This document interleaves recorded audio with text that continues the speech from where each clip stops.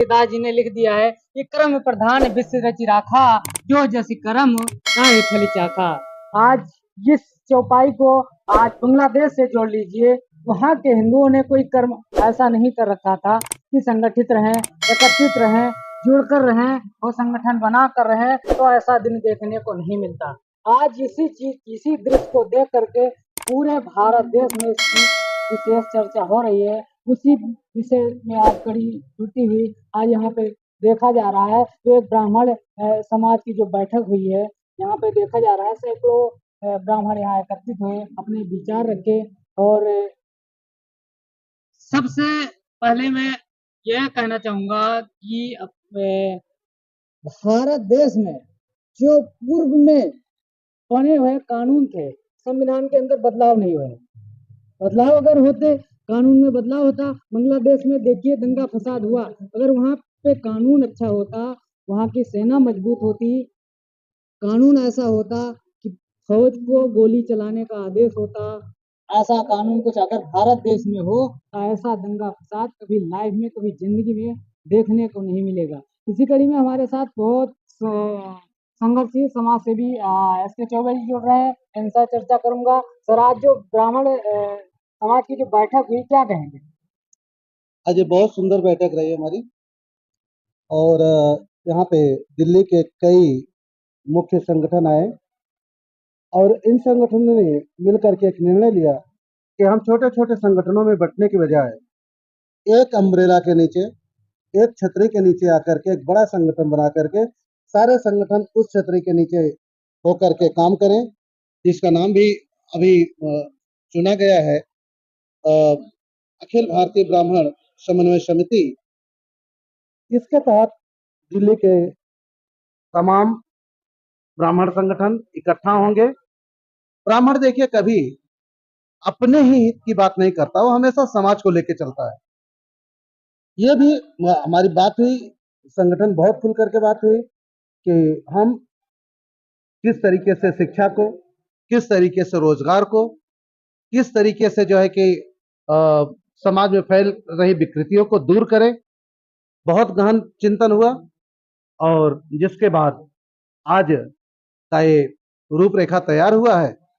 और रह गई बात ब्राह्मण बैठक की, ब्राह्मण बैठक होना बहुत आवश्यक था, क्योंकि लगातार आप देखते चले आ रहे होंगे कि आज जो नेता ब्राह्मणों को जितनी बड़ी गाली दे दे वो उतना बड़ा नेता समझा जा रहा है।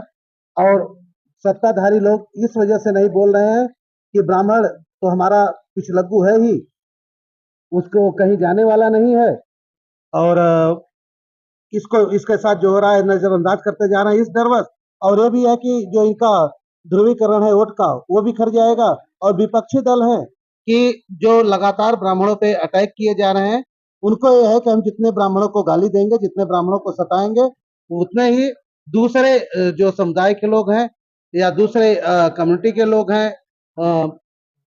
वो तमाम लोग उनके साथ जुड़ते जाएंगे। ब्राह्मण इनके केंद्र का आज राजनीतिक केंद्र बना हुआ है, इसलिए यह मीटिंग करना बहुत जरूरी था। हम ना सत्ता के साथ हैं, ना हम विपक्ष के साथ हैं, हम लगातार अपने समाज को बचाने के लिए समाज के साथ हैं। और इसके लिए इसी बात को ध्यान रखते हुए संगठन का गठन हुआ है और इसको लेकर के हम लगातार आगे बढ़ेंगे, और जिसका जयघोष आज हो चुका है।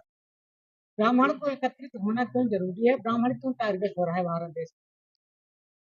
आप देख रहे हैं कि ये एक राजनीति का मुहरा बन चुका है। ब्राह्मण को आज के डेट में जितना लोग सता रहे हैं, जितने लोग जो है कि इनको गालियां दे रहे हैं, मार पीट रहे हैं, उतने ही उनका कद राजनीतिक दलों में बढ़ता जा रहा है।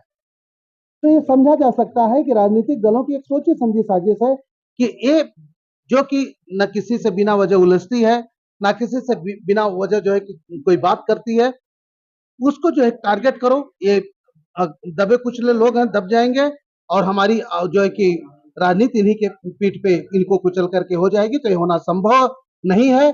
हम किसी भी हद तक जाएंगे, लेकिन अपने ऊपर होने वाले इस तरह के जुल्म को, बिना वजह खाने वाली गाली को हम बर्दाश्त नहीं करेंगे। और समाज के लिए जो समाज का काम है, समाज का काम करते हुए अपने मान सम्मान को, जो हमारे ब्राह्मणों के मान सम्मान का जो मर्दन किया जा रहा है उसका डट कर सामना करेंगे और समाज की सेवा का काम करते हुए करेंगे। क्या इससे पहले ब्राह्मण अपने आप को कमजोर समझता था भारत देश अगर कमजोर नहीं समझता तो आज इकट्ठे होने की जरूरत नहीं थी।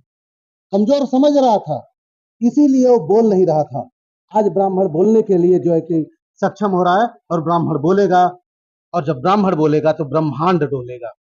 ब्राह्मणों की आवाज आपके कहने का मतलब ये है कि भारत देश में दबाई जा रही है?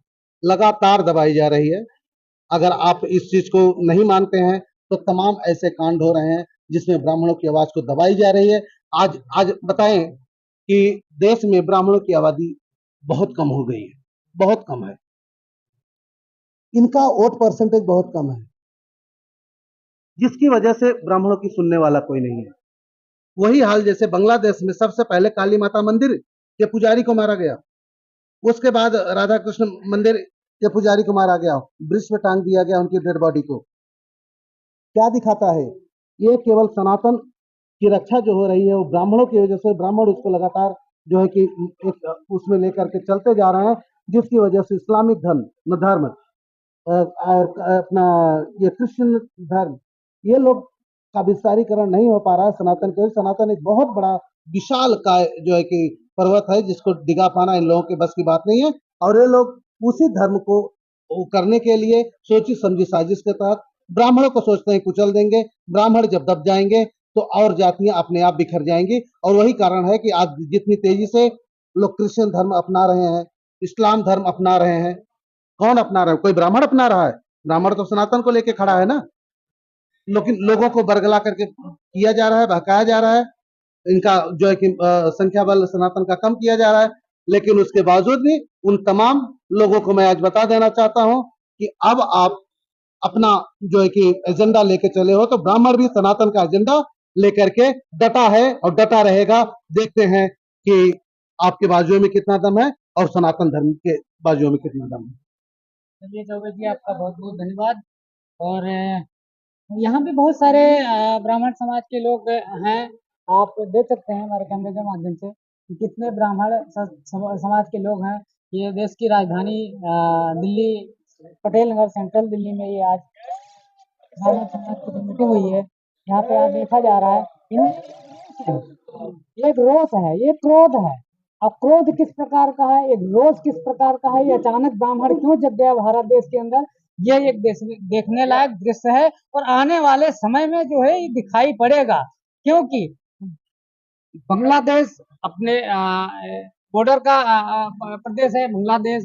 वहाँ पे जो धार्मिक भावनाएं भड़काई गई, हिंदुओं पे वहाँ अत्याचार हुआ, वहाँ पे दंगा फसाद फैलाए गए, और वो सब चीजें जो खबरें धीरे धीरे निकल के आ रही हैं, भारत देश के अंदर हिंदू कहीं ना कहीं धीरे धीरे जागृत हो रहा है। आज शायद थोड़े ही दिन है, 10-15 दिन पहले की बात है, बांग्लादेश की जैसे ही खबरें फैलना शुरू हुई, अभी वहां पर इंटरनेट की बहाली नहीं हुई है, इंटरनेट की जैसे ही बहाली होगी वहां से खबरें जैसे जैसे वायरल होंगी, भारत देश के अंदर हिंदू की जागरूकता धीरे धीरे धीरे धीरे बढ़ती जाएगी।